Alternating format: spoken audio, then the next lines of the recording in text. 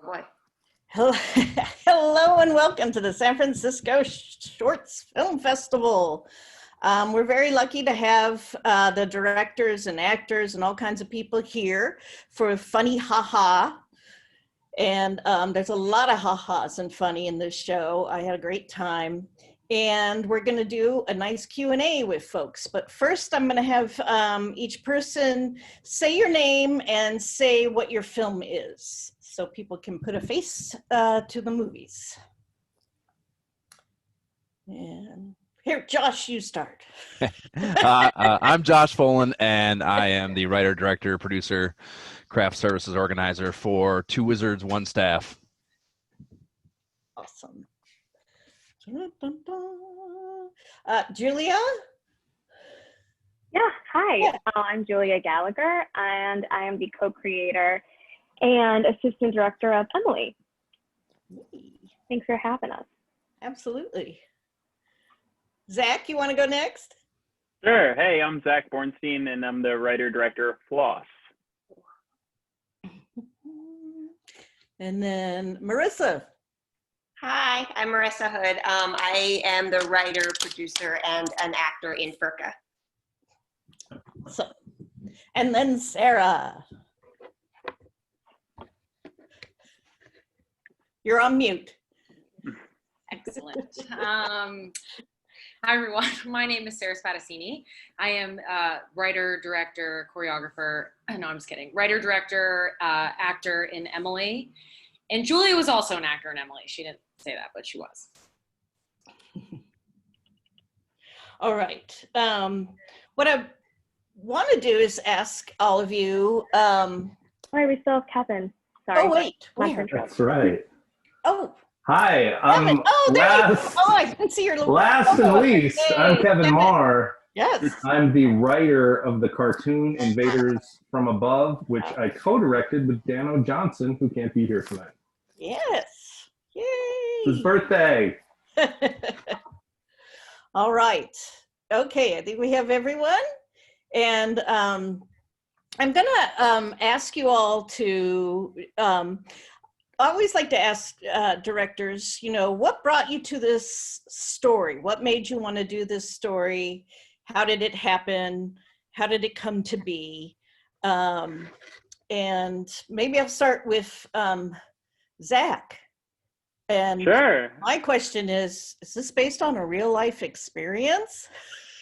It is. And I'm assuming people watching this have seen the movie at this point. So this is actually the first idea for this came from a New York Times article that was called "Feeling Guilty About Not Flossing. Maybe There's No Need." And apparently I just was flabbergasted by that and just kept looking into it, and flossing's just not something you need to do. It's just this kind of big open secret in the dental world that it's just this expensive lie that they're all fine with. And it's so prevalent. We're all just told from a child that you're supposed to floss. So I just got really excited about the idea of how an idea, you kind of get trapped by your own orthodoxy that comes from nowhere, and where that comes from as a child, that you just kind of believe something without ever knowing why. So don't floss, I guess. I mean, it can't hurt, but you don't necessarily have to. I feel much better about myself already after watching your film, I must say. Josh, why don't you tell us about your film? Sure. Yeah. So mine, similarly, the idea came from hearing or finding a piece of content. I was on vacation and I happened to be hotboxing a podcast that I just gotten into, specifically Time Suck with Dan Cummins, which is a pretty good, surprisingly considering it's a stand-up comedian history podcast. And it was an episode on the Ku Klux Klan. And he got into a whole riff about, he was talking about the hierarchy of the organization and the various job titles within. And he was speaking of the Grand Wizard, and he got into this tangent about how insane you have to be to refer to yourself as a wizard if you don't have the capability to cast spells or some other wizardly ability. And I could not stop laughing about it, and I couldn't get it out of my head. And I literally came home from the vacation and wrote what that story ended up being, which is, yeah, you know, a young, self-perceived wizard, a young black man bumping into an actual grand wizard in the Ku Klux Klan. They happen to be walking their dogs, and, you know, how would that conversation go was what I was exploring there, you know. So yeah, it was real world experience too that just kind of stumbled into it as a good idea. I love that. That's always good. What about you, Marissa? Okay. So it started with an idea. It was just a writing exercise that a teacher of mine gave us all. He was like, oh, everyone write a breakup scene in a public place. So it originally was in public, and I just thought it was a really funny idea for someone to like be so fed up to throw a fork across the restaurant and just like lose their shit. But then one of my actor friends was visiting from the UK, and he was visiting for like a couple weeks, and I was like, oh, he's great for this. I really want to do it with him. But I didn't have the time or the resources to find like a proper set with him just visiting for a short time. And I was like, let's just do it in the dining room. And that's what we did. I love that. Very strappy. Yeah. It was That's fantastic. All right. Julia. I feel like Sarah should definitely share this. Oh yeah, because she was the one who kind of came up with the idea. Together. Totally. We were roommates, and we were roommates for 4 years. And I guess I'll just say it, and you just fill in whatever, Jules. One day I walked into my other roommate's room. I hope she doesn't see this, and I've told her. But I asked her a question about something, and she had like the weirdest response.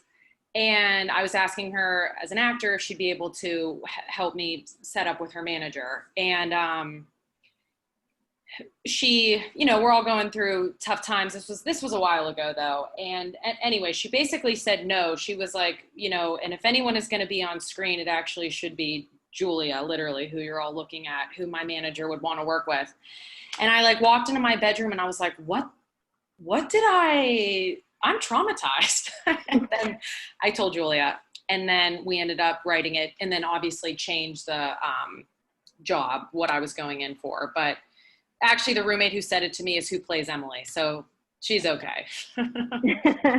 We were all able to work together. So, and we're all still very close best friends. Yeah. So it all worked out. But not roommates? Not roommates. No, not roommates. Oh my goodness. Kevin, I don't want to forget you again. No, so I was actually gonna see if Marissa or Sarah had experiences like this. That I was, my script for the animation came out of a stand-up bit, and I just hate doing stand-up bits over and over. I go into it like a science experiment where like I'd like to do something maybe 2 or 3 times, and it's like the experiment, the control group, it's like, okay, this is funny. I don't need to keep doing this, which is, you know, arguably, if you're going to pursue comedy, you better get used to doing those bits for years and years. I don't like to do that. And the idea of making a film was like, well, I could have a record of it and never have to make it again. I could never do this as a live action short because it's got like spaceships and big fight scenes. Stuff I could never produce on a shoestring budget. I make a lot of videos, but I couldn't do anything like that. And my friend Dano was doing a video series, and then Mike Judge started doing I think it was a Hulu, maybe it was a CISO, one of those things, where it was musicians telling true stories. And that's what Dano had been doing for years. He's like, I can't do this anymore because now Mike Judge is doing it. People think I'm ripping him off. Do you have any scripts? And I was like, I have a couple of science fiction things. So we made this one first, and I hope we get to make some of the others. Well, it was great animation. Yeah, that's all Dano. Fantastic. And very funny. So I hope that people will watch it for all time, like you said. It's permanent. One thing I always like to also ask folks is, because I know how hard it is to make films, and if you can tell me one experience in the making of your film that was either very traumatic or such an amazing surprise. Because there's always horror stories, but maybe there's a happy story too. I'll comment on that. This, Emily, was my first film that I ever wrote and produced and did on my own. So up until that point, I had always just been an actor. I'd always just gone into the room and auditioned and only really had looked at it from one vantage point. And I will say, after doing Emily, not only do I have such an immense amount of respect for everybody like that is not an actor, but just like everything that goes into, oh, I'm right by Burbank Airport, if you can hear that, sorry. Great. Everything that goes into post, like just how amazing it is that it really is like an editor's medium. I mean, really, like the editor can truly like transform the product. Because I remember being done, ours was a 2-day shoot. And after the second day, I was like, oh my God, I hope that's good. You know, because I just had no idea. And just being so thankful, like when a movie is made and it's good and it has a point of view and it tells a story, I mean, how impressive is that? So that's what I gleaned of. It made me even more excited and passionate to be like someone in this industry who wants to create and like work with good storytellers. That's all. Oh boy. So my filmmaking partner, AJ, who I asked to film Furka, he was like, oh yeah, absolutely. I just built this anamorphic lens. Can I try it? And I was like, which are all words I didn't want to hear. Like, I just built this thing on my own. I haven't used it. It's an anamorphic lens, which I didn't know what that meant. I just started thinking of like animorphs, you know? And I was like, this could go really wrong, but he seemed really excited about it. So I was like, it's fine. We can play with this. And I ended up really liking, I should have trusted him because I really, really liked what the build your own lens did. So that was a nice surprise. I had a couple surprises, one good, one bad. We while we were shooting the candy scene in Floss, we had it all storyboarded out and a shot of like, okay, you're gonna take a bite of this and then you're gonna like lick some candy off the floor here and dump some milk here. And we gave the actor, these huge bags of candy, and we're like, okay, just this is just in the wide, try to eat a few and then we'll go forward. And then he came in and he was just like totally like locked in and ate for probably 15 minutes the entire, like probably $200 worth of candy. And candy's cheap, so that's like a lot of candy. And he was like pouring chocolate milk into his face and like red vines. And we ended up having to change things while the take was still going on, just because he was like so locked in. We didn't want to make him be like, hey, do you mind like spitting those like nerd ropes out of your mouth for a second? And then we finally called cut and he just looked at us for a few seconds and then just like vomited on the ground. Just this like beautiful, colorful thing. And I was so bummed that we had cut because it was just like, it would have been, it's hard to ask someone to recreate that. And then the other, the negative one was at the end, we had this shot where they're kissing at the graveyard, and then this drone goes into the air and it's supposed to rain floss and it's supposed to be this beautiful thing. And we had all day, everyone, whenever they had a dead second, was like cutting pieces of string and floss and just like any white length we could find. And we had these bowls and bowls and bowls of it. And our plan was to like aim a leaf blower into a bowl and have it kind of shoot up. And we were losing light, and we tried that, and it just flopped onto the ground.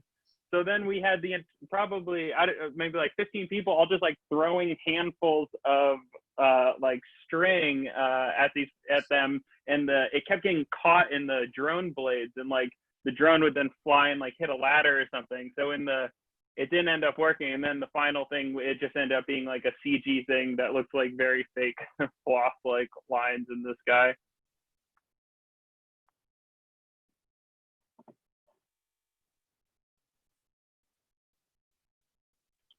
I can't hear you. I think you're muted. I was like, is she muted or is it me? Oh, I wanted to ask you about the close-ups that you did were just of people's mouths and the dentist. Very intense. And like, how did you do that? Or what lens It's did actually, you use? that was part of one of the reasons I was so excited about, because there's this thing called a macro lens. It looks like the front of an anteater. Like, it's just this, like, it's like a lens that's like this long, and it's just like, just like a tube. And you can stick it in someone's mouth. It just looks awesome. And I saw this video of a macro lens where you could like literally shoot it and it would like go through things. And we couldn't get that one because it was so expensive, but we found this very cheap macro lens that we could rent. And then you just get these crazy, it almost looks like a microscope. You can just put it anywhere and just screw it onto the front. I love it. That's amazing. I think I've seen ads for things like that you can buy through your ear or down your mouth. Yeah, exactly.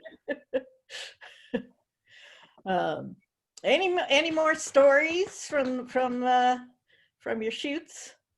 I don't have any stories, but I actually wanted to ask Marissa after your first question. Were you implying that you improv'd some or all of your short? No. Oh, I had written, no. I had written the script before. We just pulled together the set and changed up the environment. Although David, my friend who plays Jordan, he added that juice thing, like when he's like in the middle of explaining everything, and then he's like, "Do we have any juice?" And I was like, "Oh, for fuck's sake!" Like that was improvised, and Okay. I actually got annoyed, but it ended up. You were like, we just threw it together. I was like, holy shit. No, it was written out. Yeah. Cool. Amazing improv. Yeah. I have no good. I mean, I've been doing this stuff for a very long time. So a one-day shoot with two actors talking in front of each other was pretty easy to pull off. I didn't have any wrong turns. Totally. And what about those of you who are acting, but you're also directing and producing? How is it to do? I mean, I know filmmakers do every role, but you have sort of an extra role. What's that like for you? Maybe Sarah. Yeah, I'll speak to that. This was my first time producing and basically assistant directing. It's because I am also an actor, I act in film, but I think it was great because we had a lot of friends helping us out. And for my scene in particular, I'm only in like a short amount of the film. Sarah was there kind of directing me, which I greatly appreciated because I trust her. I trusted the people we knew. I guess that makes it makes a difference when you know the people you're working with. But it was great to be on both sides of it. I was actually kind of relieved when my scene was done. I was like, all right, let's just concentrate on everything else now and like get it all done, because we were all just kind of scrambling together those 2 days to get it done. So it was definitely a fun time, but we had good people working with us, so that made the difference. Anything to add, Sarah? Or No, I was pointing to Marissa. I was like, I feel bad. I keep talking for you.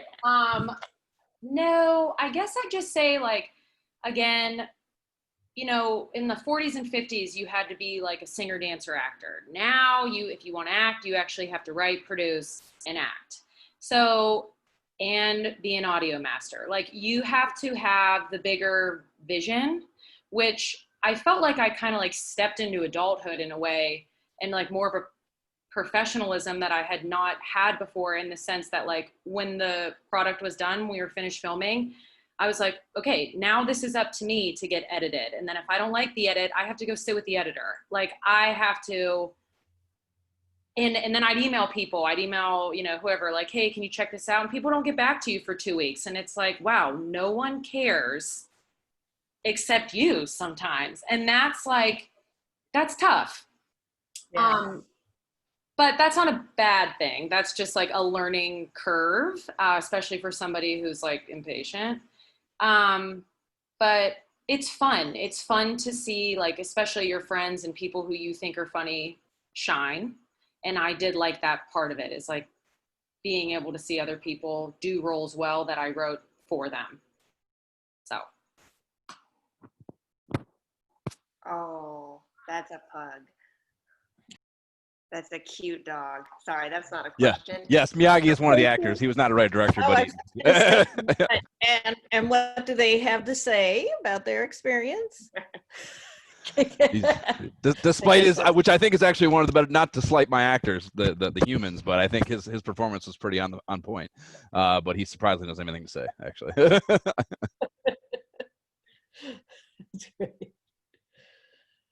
Marissa, were you going to say something? I guess, yeah, the multiple hat thing is definitely can be challenging, because as an actor, you get there, you do your job, you're done, and you never have to think about it again. And if it never gets made, or if it gets made badly or whatever, you're like, well, I did my part. But yeah, it does get a little crazier when, you know, you're wrapped, but you're not wrapped, because, you know, you're a part of everything else. Exactly.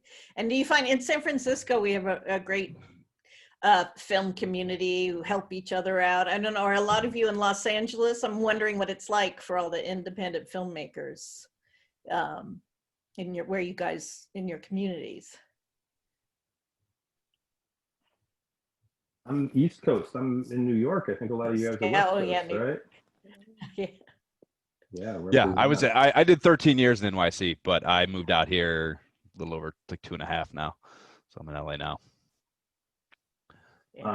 But I'm in New York, and my co-director's in Austin. So when we had to do casting, we were able to get like, I don't want to say call in favors, but, you know, we had people that we know from filmmaking who had done a lot of great stuff and have gone on to like great things. We have two of the people doing voices are writers for High Maintenance, and one of the guys in Austin that we were really lucky to get, this guy John Merriman, who's like an Austin comedy guy who I've been a fan of for years, and I got to work with him. The downside was he was so good, he read multiple parts. And the idea was I would play one of the roles to be determined. And John was so good. It was like, why don't we have John play both parts? I was like, I've been cut out of my own movie. Like, that was hard, but it was great that we had a small ensemble, and we were able to call in all these people and be like, hey, would you come in and record for like a half hour? And for the most part, everybody wants to do it, and we paid them what we could. And most people were like, you don't have to pay me for this, but, you know, on principle, we want to pay.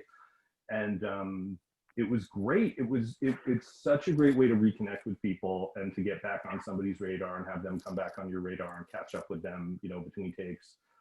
So yeah, I think having a community of actors and people to work with, and then finding somebody to do the music, it's great. No matter where you are, yeah, I think you're always gonna tap into whatever little network you have. Or if you're new, if anybody's watching this who might think they don't have a community, that's going to be the thing that gets you started. Is you have to start reaching out and find people, and then like now you owe them a favor, which means you're going to be working on one of their things for very little money, but then you'll learn from it. So I feel like it's just all part of the process. Totally. One thing I did want to ask all of you is also, why shorts? What draws you to shorts? What do you love about shorts? And, you know, some people are making shorts to eventually be a feature, and some people live for shorts. We love shorts, of course, because we're the Shorts Film Festival. But yeah, tell me why shorts?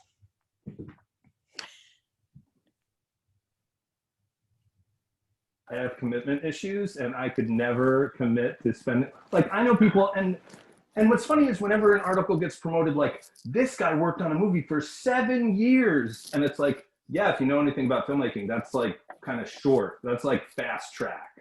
I could not commit to characters, to story, especially with comedy. I would second guess myself and be like, is this even funny? So I think it's the urgency and the immediacy of turning something around, which then, in the case of animation, it's actually not going to be that quick. It takes a long time. But one of the things I love about shorts is just the idea that like you can make it and like get it out in the world and share it. So that's it for me. Yeah, I mean, on the same token, the simplicity of it is certainly attractive. I mean, having an idea, and this was something I had that idea on the vacation. I came home, I wrote it, kind of workshopped it with some friends for a little bit back and forth via email. I was like, okay, I think this works as an idea, and then I've been like I mentioned, I've been working for a while, so like I've gotten good at doing things in a very lean way. So in a case where, again, I know the simplicity of the shoot itself and the material and what I need to capture, like I'm just calling a cinematographer buddy, calling a sound guy buddy, and putting my dog and a friend's dog in my SUV and parking that around the corner from down the block from my apartment here in LA, and just did it on a Saturday or something, and that clearly is not an achievable goal for a feature-length concept. So that is one of the most attractive things about it. But also, I mean, I think also it's in a way it can be more difficult to tell a succinct, well-driven whole story in such a short amount of time, so that it's kind of its own art form in that capacity. You're not really working within the traditional 3-act structure or any of the ways you're taught to tell a story in the feature-length format. It kind of all goes out the window with this stuff, and that, because I work in features mostly, honestly, that's kind of an attractive thing to me, between that and the simplicity. I love shorts just because you get to be weird. Like, it's like I work in TV, and like, for example, I was talking about that lens before, the macro lens. If we wanted to put that in like an episode of TV I directed, it would be like 8 different meetings with the studio and with the network. There'd be like so many executives being like, well, why would you do this? It's like, why would you spend it? Like, it's just when you do a short, it's just like you get to experiment. And I remember it kind of captures like the reason I got into all this in the first place was just like when I was like younger and like making like dumb shorts and just trying weird things. What if we put a camera in a tree? What would that look like? And like, why would you do that? I don't know, maybe it would look cool. And then like you have a squirrel in the foreground for some reason, and that makes the final cut. And it's just like, there's just that kind of like beautiful randomness you get in these kind of like just like these shorts that, there's not like huge money behind them. So you're not answering to any masters besides yourself. That just go, do I believe in this and think this looks cool? Do I think it's a cool little story that I can put out? You don't have to justify anything. And I just love the, like, I don't know, just the sandbox feeling of it, that you get to be weird again, like when like the early days. Certain kind of freedom. Yeah, exactly. I'll say kind of logistically, since it was our first time kind of producing and filmmaking in that respect, and Sarah, please feel free to jump in and tell me I'm completely wrong or whatever, but I feel like we had been wanting to make something together for so long, and we're like, all right, let's dip our toes into the water instead of trying to direct and make this like mini series we just wrote. Let's try with a short film first, at the very least. And to Zach's point, you can be a little bit weirder. You can try new things, and you know what? If it doesn't work out, it's only 8 minutes of anyone's time. So that was really great in that sense. Yeah, I piggyback on all of you. I did a lot of shorts. Like, I feel like the actors here will understand. Like, I feel like everything I did as an actor was like, oh, it's a short film. Oh, there's a short, So I got very used to that sort of environment. And I really liked short films at festivals and stuff. I like that in, an hour and a half, you can watch 6 different stories and have that sort of same experience of being affected by a film, but in sort of a little, Polly Pocket version. So I'm also fairly new to writing. I've only been doing it for a few years, so I'm kind of dipping my toes in, but yeah. Marissa, you're a great writer. I'm just saying. Oh, thank you. What's funny, Zach, you just saying like being crazy. Julia, well, and everyone is. Julia's part was so much longer because I had her put on a mask. If you guys watched it, when she like hangs up the phone, if you notice, she's like a cup of milk in front of her, and this is like such an ode to Adam Sandler. We cut up a bunch of magazines and like had her put on this like mask with other people's faces, and then just her like brushing her hair and like talking to herself. She put lipstick on the mask, like so funny to me, probably because I know her on a personal level. And everybody I showed was like, Sarah, you have to cut that. Like, it just doesn't help this story at all. But it was like really funny to me. And I still have it. But I also think short films are like the way of the future. I mean, we're just seeing this time and time again with streaming content. It's like everything you watch is like 28 minutes, 27 minutes. Like, it's getting shorter and shorter. So it's almost an exercise in that. But I'm a movie fan. I'm a series, you know, I love TV so freaking much. So that's all. It's just fun. It's fun. It's so fun. Totally. We had an ad person who works in ads, you know, their other job. And he said, yeah, it used to be 30 seconds and now you just get 6 seconds. It was just like mind blowing. But yes. Before our Zoom window closes, I want you each to take a moment and tell us what you're working on next, or what you, where this film is going to go, or what your next projects are. I would love to hear that. Maybe you start, Sarah. Okay. Well, this has gotten into a couple of festivals that I get to do Q&As for, which I'm really looking forward to. Like, this is so awesome meeting all of you. I'm going to email all of you, just say hi. And honestly, just auditioning, back to the grind. I have another idea for a short film and that I'm going to start workshopping probably here next week. And I'm narrating audiobooks. So now all of a sudden I'm a sound engineer. So if anyone wants to know about childhood discipline, let me know. I'm in a house with 2 teens and a dog. I might have to let out of this room. So yes.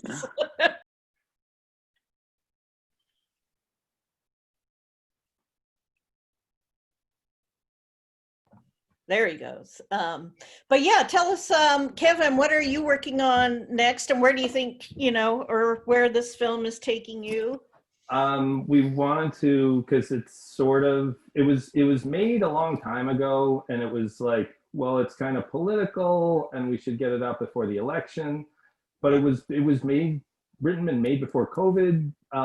So it feels so, you know, the same way we measure everything from like pre-March of 2020, it just feels like it's from another era. It feels like it's from a period piece.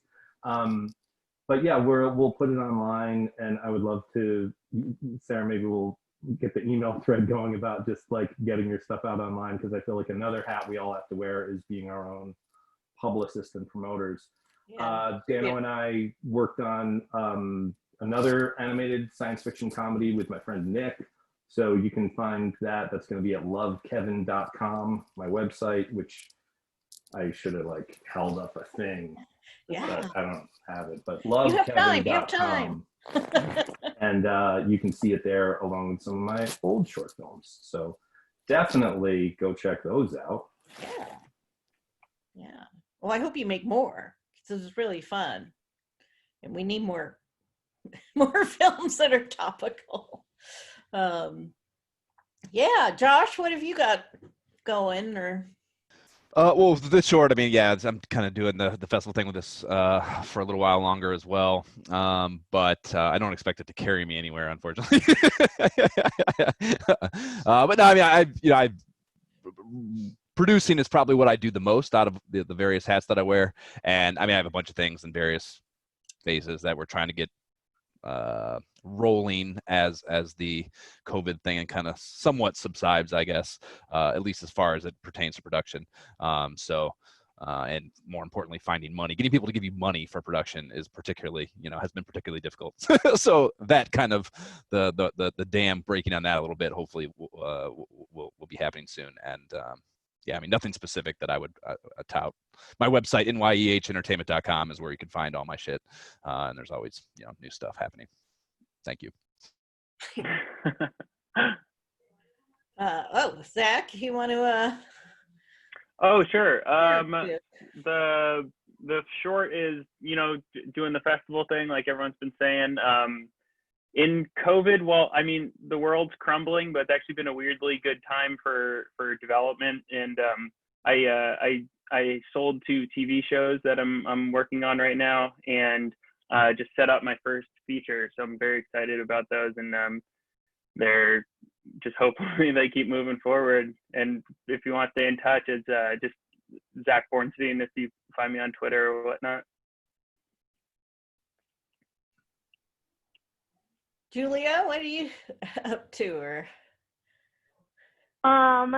Kind of like how everyone's saying, production is gearing back up. So auditioning is happening again, which is awesome. So just getting to do a lot more of that, which is great. I am currently in the middle of writing a short as well, and I'm trying to stretch my producing hat, and a friend of mine is workshopping around a script for a feature, and I'm helping to find financing for that. And so I'm excited to test out that side of the industry, work on that side of the industry as well.